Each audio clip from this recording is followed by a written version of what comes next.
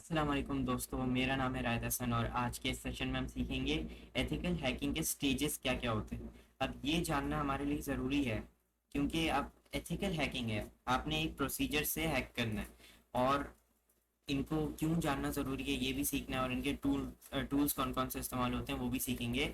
क्यों अब इसको जानना क्यों ज़रूरी है, हमें रिकॉनेसेंस, स्कैनिंग, गेनिंग एक्सेस, ये क्यों हम लोग सीखें। तो ये इसलिए सीखना पड़ता है, जैसे आप एथिकल हैकिंग करने जा रहे हैं, आप पेन टेस्ट करने जा रहे हैं किसी ऑर्गेनाइजेशन पर। अब वो उससे पहले आपको पॉलिसी बना के देते हैं। अब उस पॉलिसी में ये आपको पूरी वो टर्म्स एंड कंडीशंस लिखी होती हैं वो सब, और उसके कुछ कुछ पैरामीटर्स में ऐसा लिखा होता है कि रिकॉनेसेंस के लिए आप ये टूल इस्तेमाल कर सकते हैं, स्कैनिंग के लिए ये हो सकता है। और काफ़ी इस तरह होता है कि सी एल आई ही करना है, मतलब कमांड लाइन इंटरफेस पे ही आपने रहना है। और कभी ऐसा हो जाता है कि ग्राफिकल यूज़र इंटरफेस भी इस्तेमाल कर सकते हैं। तो ज़्यादातर जितनी पेंटेस्ट होती हैं वो कमांड लाइन इंटरफेस पे होती हैं, क्योंकि ग्राफिकल यूज़र इंटरफेस जो होता है वो काफ़ी वो होता है, मतलब इस तरह टाइम कंज्यूमिंग होता है और जल्दी हो जाता है उसका काम। और मतलब ऑर्गेनाइजेशन ये फियर करती है कि कहीं ज़्यादा उससे ज़्यादा एक्शंस जो हैकर ले रहा है उससे कुछ और ना हो जाए, मतलब हमारा सर्वर जो है वो कुछ बैठ ना जाए या फिर कुछ भी फाइल डिलीट हो सकती है। स्पाइडरिंग से हमने ये पढ़ा था कि ये डिलीट हो जाती हैं फाइल्स कभी, जो स्पाइडर ज़्यादा हो जाता है वेबसाइट पे। जैसे आप वेब क्रॉल करते हैं, स्पाइडरिंग करते हैं वेबसूट पे, जिस तरह ये है सेक्शन, उससे कुछ कभी ऐसा होता है, रेयरली होता है ये कि फाइल डिलीट हो जाती है वेब सर्वर पर। तो इस तरह हमें ये सारे टर्म्स सीखना ज़रूरी है। और ये रिकॉनेसेंस का मतलब क्या है, रिकॉनेसेंस और स्कैनिंग जो है ये बहुत मिलते जुलते हैं। मेरे पास काफ़ी ऐसे क्वेश्चंस आ चुके हैं लिंक्डइन पर कि ये रिकॉनेसेंस और स्कैनिंग मतलब समझ नहीं आता, बहुत कंफ्यूजिंग है कि दोनों एक ही जैसे हैं, लेकिन कुछ थोड़ा स्लाइटली डिफरेंस है इनमें। क्योंकि रिकॉनेसेंस का मतलब ये है आप gather as much information about the target as you can. तो बाय एनी मीन्स मतलब आप कुछ भी इस्तेमाल करके, आपने सपोज आपके दिमाग में है कि मैंने इस ऑर्गेनाइजेशन का XYZ ऑर्गेनाइजेशन है, आपने उसका वायरलेस नेटवर्क देखना है, मतलब एनालाइज करना है कि कौन सी इनगोइंग ट्रैफिक में क्या क्या हो रहा है, ऑनगोइंग आउटगोइंग ट्रैफिक में क्या क्या हो रहा है, एम्प्लॉयज़ के सिस्टम कौन कौन से इंटरेक्ट कर रहे हैं आपस में। तो वो सब आपने अगर देखना है वायरलेस पेन टेस्टिंग, तो आपने उस XYZ ऑर्गेनाइजेशन के ऐसे एम्प्लॉय को देखना है जो कि उस रोल पे डिपेंड करे, मतलब उस रोल से रिलेटेड हो। आपने वायरलेस के ऊपर इंटरसेप्ट करना है, वायरलेस के लिए कौन कौन हो सकता है, नेटवर्क इंजीनियर है, नेटवर्क एडमिनिस्ट्रेटर है। तो इसमें सपोज मैंने नेटवर्क इंजीनियर को लिया, अब मैं उससे इस तरह मिल रहा हूँ जैसे मैं कोई थर्ड पार्टी वो हूँ कोऑर्डिनेटर। ऑर्गेनाइजेशन ने मुझे इस पे इस थर्ड मैं वो थर्ड पार्टी हूँ जो ये सर्विलेंस कैमरास देते हैं और वो सब जो आपके XYZ ऑर्गेनाइजेशन में जो बायोमेट्रिक्स लगे हुए हैं वो सब हैं। तो इस तरह प्रिटेंड करके मैं उससे इन्फॉर्मेशन पूछ सकता हूँ, और वो इतना हमें ट्रस्ट बनाना है उसके ऊपर कि वो मतलब हम पे भी ट्रस्ट करने लगे कि हाँ ये थर्ड पार्टी की तरफ से है। अब सपोज यहाँ पर HI के विजन के वो सर्विलेंस कैमरास लगे हुए हैं, मैंने उससे पूछा, वो नेटवर्क इंजीनियर आया, मैंने उससे बोला कि ये आपके नेटवर्क वगैरह में मतलब क्या क्या है, क्या जिस तरह कौन कौन से अडेप्टर्स इस्तेमाल कर रहे हैं, क्या मॉडल है वो सब। तो वो सबसे पहले मुझसे पूछेगा आप कौन हो, मतलब मैं आपको ये क्यों बताऊं। आप ये प्रेजेंट करके बता सकते हो कि जैसे मैं HI के विजन वाला वो हूँ, नेटवर्क इंजीनियर, मैं भी नेटवर्क इंजीनियर हूँ, तो मैंने ये जानना है क्योंकि मैं आपका third party surveillance camera supplier हूँ। तो सिक्योरिटी सप्लायर जिस तरह डेटरेंट कंट्रोल्स लगाते हैं, डिफेंसिव कंट्रोल, प्रोटेक्टिव, वो सब। तो उस तरह वो ट्रस्ट करेगा हम पे थोड़ा सा, और फिर हमें बता सकता है कि हाँ, जी मैं ये वाला वो एडाप्टर्स और ये वाले मॉडल्स के इस्तेमाल करते हैं, डेटा सेंटर में ये वाले सर्वर्स हैं जिन पे इतना कनेक्टिविटी, इतने होस्ट इतने नेटवर्क से कनेक्ट होते हैं, वो सब आपको इन्फॉर्मेशन मिल जाएगी। अब उस इंफॉर्मेशन को आपने डॉक्यूमेंट करना है, ये ज़रूरी है, या फिर आप उसको माइंड में रख सकते हैं।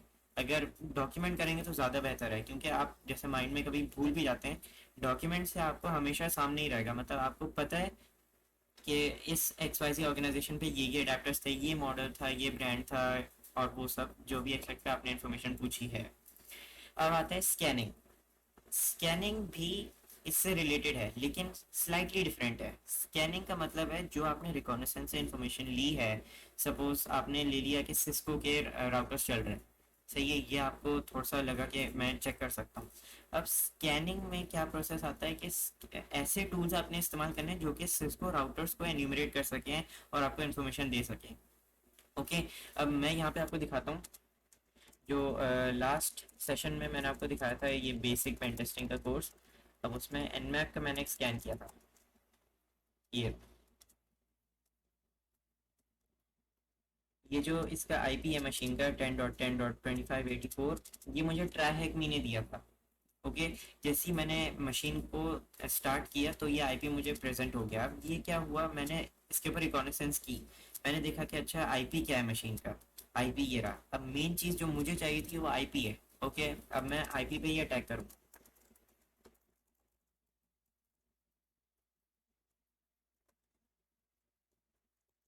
एक, अब स्कैनिंग में जैसे यहाँ पर आपने देखा था cat scan dot M D में पोर्ट 80 ओपन है।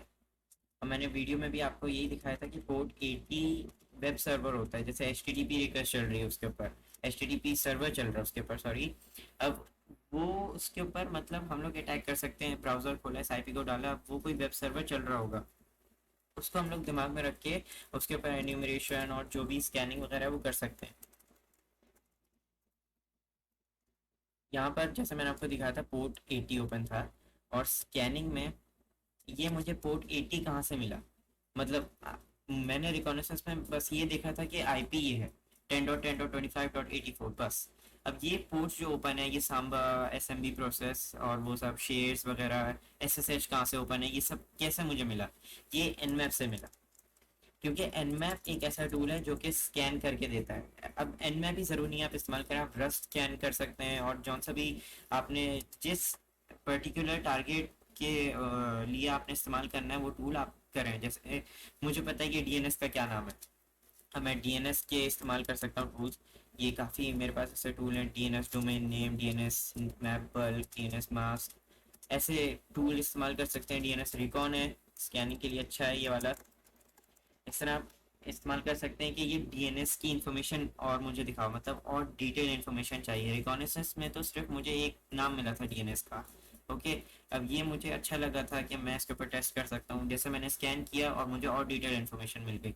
अब उस डिटेल इन्फॉर्मेशन में हैकर क्या करेगा, जो भी उसको लगता है कि ये वल्नरेबल हो सकता है, ये वल्नरेबल हो सकता है, इस पे कुछ फ्लॉ हो सकता है सिक्योरिटी, इस पे जैसे कभी हो जाता है कंफ्यूज कि मतलब इस पे हो सकता है या नहीं हो सकता है, तो उसको भी डॉक्यूमेंट करता है। मतलब हर एक चीज़ आपने जिस जिस फेज से जा रहे हैं आपने डॉक्यूमेंट करना ज़रूरी है। जैसे आप पेन टेस्ट करने जा रहे हैं तो उसके लिए भी आपने डॉक्यूमेंट, आपने एक रिपोर्ट बनानी है जो कि बहुत कॉम्प्रिहेंसिव होनी चाहिए। हर एक स्टेप आपने दिखाना है कि आपने किस तरह किया, लीगल एक्शन से किया, आपने पॉलिसी और जो प्रोसीजर्स दिए थे उसके रिलेटेड किया, उससे मिलता जुलता किया आपने, वो सब आपने एक्सेट्रा एक्सेट्रा दिखाना है। अब स्कैनिंग में मुझे मिल गया पोर्ट 80। पोर्ट 80 मैंने लास्ट सेशन में वेब सर्वर खोला था, उससे मैंने अटैक किया था वेब सर्वर के ज़रिए। अब आता है गेनिंग एक्सेस।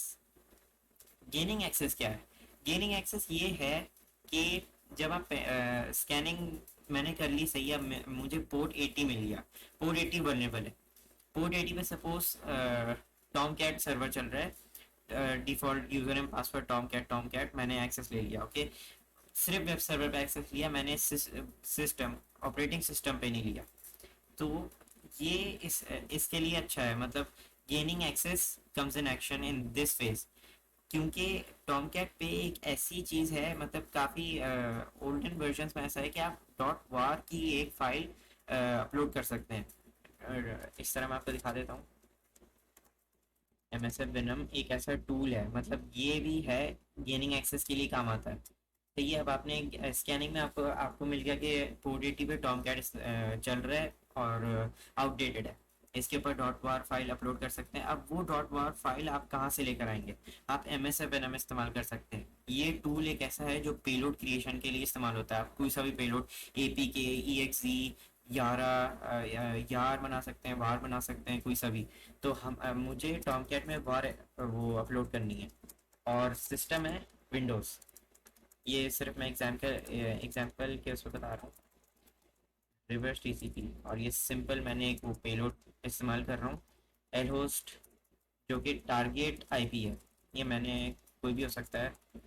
और आर पोर्ट एल पोर्ट ये है 4444। अब ये एल होस्ट और एल पोर्ट क्या चीज़ है?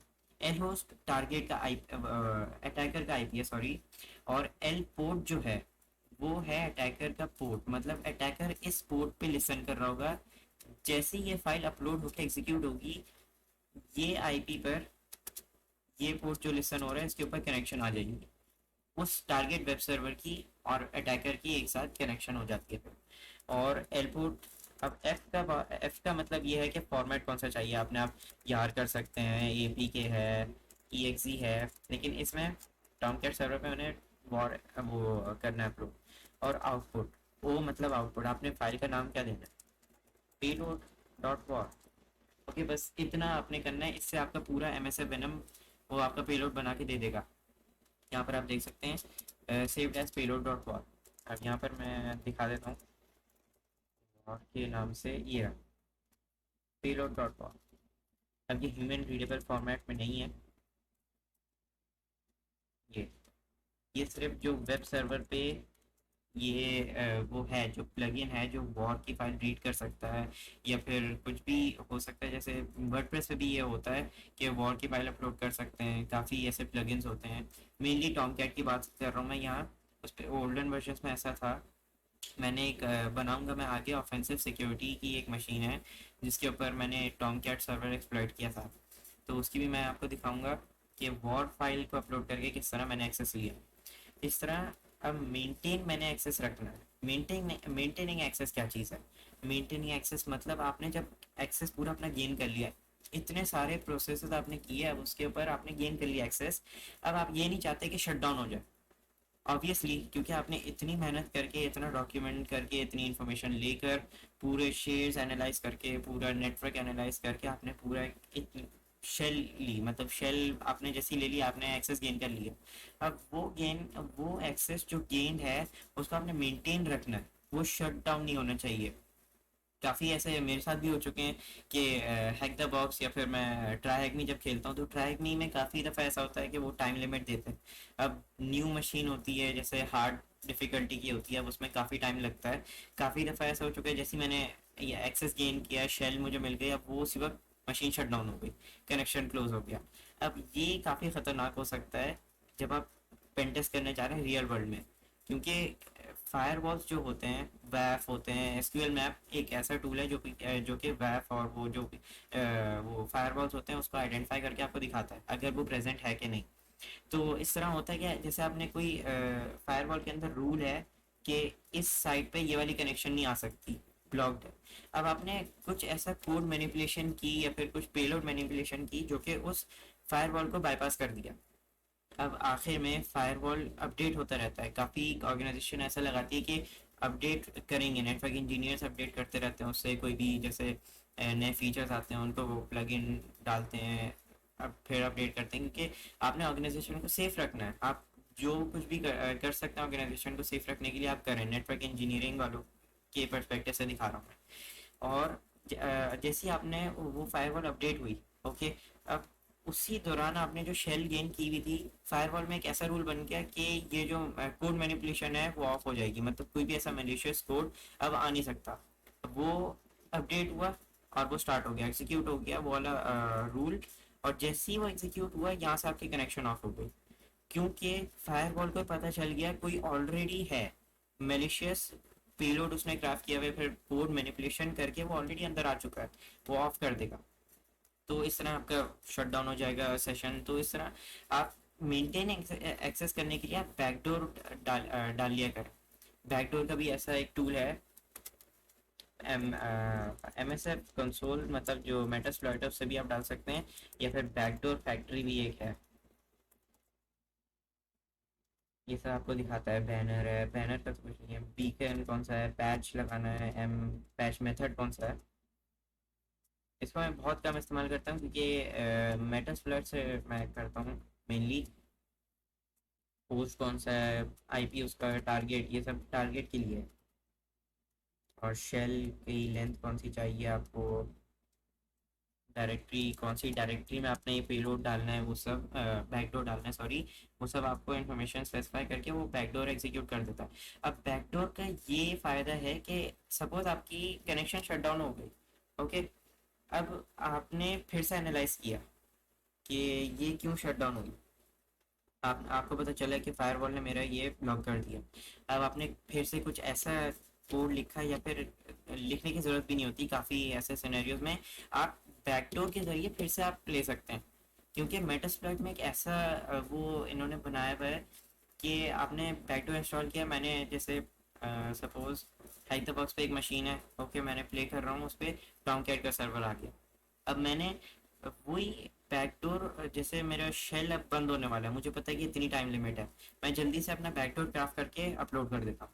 अब वो बंद हो जाए, फिर से रीस्टार्ट करके मैं क्या कर सकता हूँ, वो बैकडोर ऑलरेडी मेरा एग्जिस्ट कर रहा है, वहाँ पे लिसन कर रहा है। अब जैसे ही मैं उस बैकडोर से कनेक्ट होऊंगा, अटैकर उस बैकडोर से कनेक्ट होगा, तो उसको ये जो रिकॉनेसेंस, स्कैनिंग, गेनिंग एक्सेस, ये इतने जो प्रोसीजर्स हैं, ये नहीं करने पड़ेंगे, क्योंकि ऑलरेडी उसके पास डॉक्यूमेंटेड है। इसका फ़ायदा नहीं है, मतलब आपको अगर आपने बैकडोर इंस्टॉल नहीं किया तब इसका हो सकता है कि आप कहीं भूल जाएं, तो फिर से आप देख सकते हैं स्कैनिंग की रिपोर्ट कौन सी थी, वो सब एक्सेट्रा एक्सेट्रा।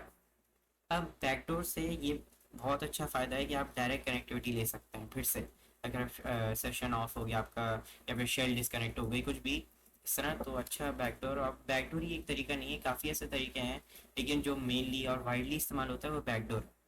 अब क्लियरिंग ट्रैक्स ये बहुत ज़रूरी है, क्योंकि ऑर्गेनाइजेशन में जैसे रैंसमवेयर हो रहा है, ओके, अब वो एथिकल हैकर्स हैं, बहुत जैसे प्रोफेशनल है, और प्रोफेशनल जो हैकर्स हैं वो भी कभी कभार भूल जाते हैं।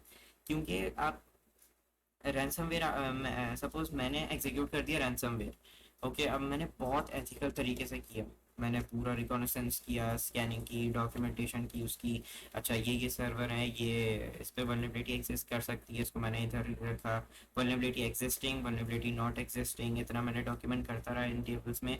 फिर मैंने एक्सेस गेन करने की कोशिश की, एक्सेस मिल गया, मेंटेन भी कर लिया, ओके, एवरीथिंग्स डन, मैंने एग्जीक्यूट कर दिया रैंसमवेयर, सारी फाइल्स इंक्रिप्ट हो गई, सब खत्म, प्राइवेट की मेरे पास है, ऑफ कर दिया, सही है। अब वो मैंने ऑफ नहीं करना, मैंने लॉग्स चेक करने हैं, क्योंकि जैसे ही मैंने इंक्लूड किया नेटवर्क में तो वो लॉग्स में आ चुका होगा।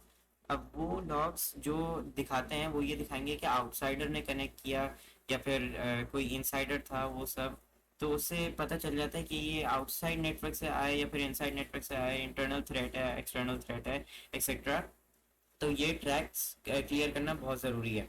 इस तरह जैसे आपने पूरा सिस्टम पे एक्सेस लिया हुआ है, तो ऑब्वियसली आप लॉग्स भी क्लियर कर सकते हैं। यहाँ पर लॉग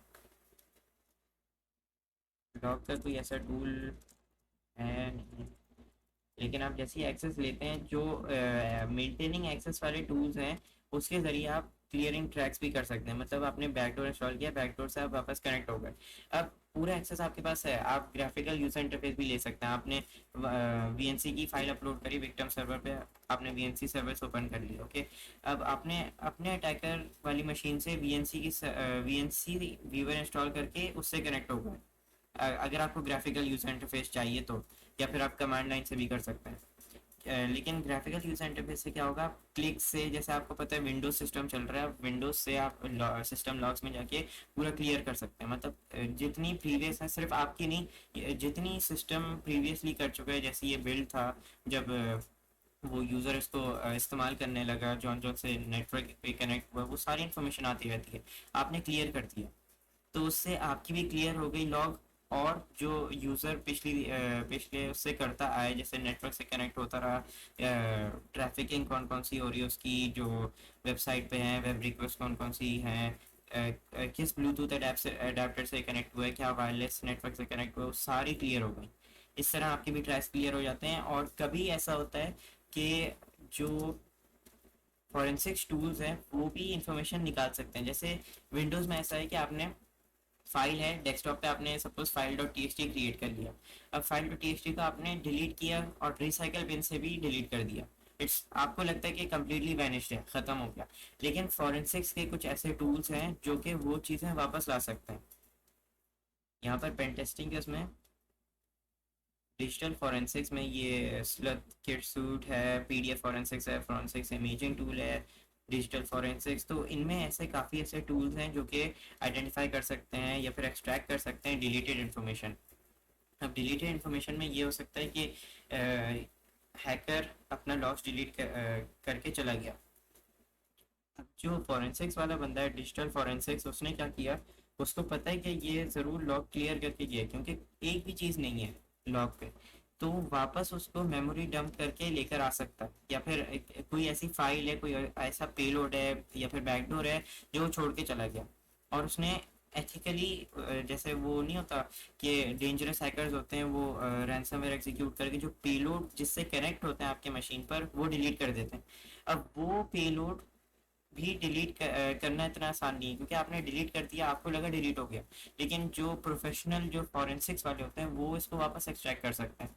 एक्सट्रैक्ट करने के बाद वो देख सकते हैं कि ये इन्फॉर्मेशन थी। अब जैसे कि मैंने आपको यहाँ दिखाया था, पेलोड डॉट वार की इन्फॉर्मेशन नहीं देख सकते आप, यहाँ पर ह्यूमन रीडेबल फॉर्म में नहीं है। वो फॉरेंसिक्स वालों के पास ऐसे कोई टूल्स होते हैं या फिर ऐसे कोई प्लगइन इंस्टॉल करते हैं जो कि ये फाइल्स भी रीड कर सकें, जो फॉर्मेट की वो हैकर फाइल छोड़ के गया है, या फिर जो फॉर्मेट का बैकडोर छोड़ के गया है और डिलीट कर गया, तो उस फॉर्मेट की एक टूल या फिर उसका रीडर इस्तेमाल करके वो इन्फॉर्मेशन रीड कर सकते हैं कि अटैकर का आईपी कौन सा था, अटैकर का पोर्ट कौन सा था, कौन से पोर्ट पे लिसन कर रहा था। तो उसको वो लोग रिवर्स करके उसकी लोकेशन निकाल सकते हैं, उसकी नंबर निकाल सकते हैं, या फिर जौन सा ये ऑपरेटिंग सिस्टम इस्तेमाल कर रहा था, और कब अटैक हुआ, ये लॉग्स वापस भी आ सकते हैं फॉरेंसिक टूल से। तो ये थे पूरे एथिकल हैकिंग के स्टेजेस। और मेरी वीडियो सब्सक्राइब करना नहीं भूलिएगा। बहुत बहुत शुक्रिया वीडियो देखने के लिए।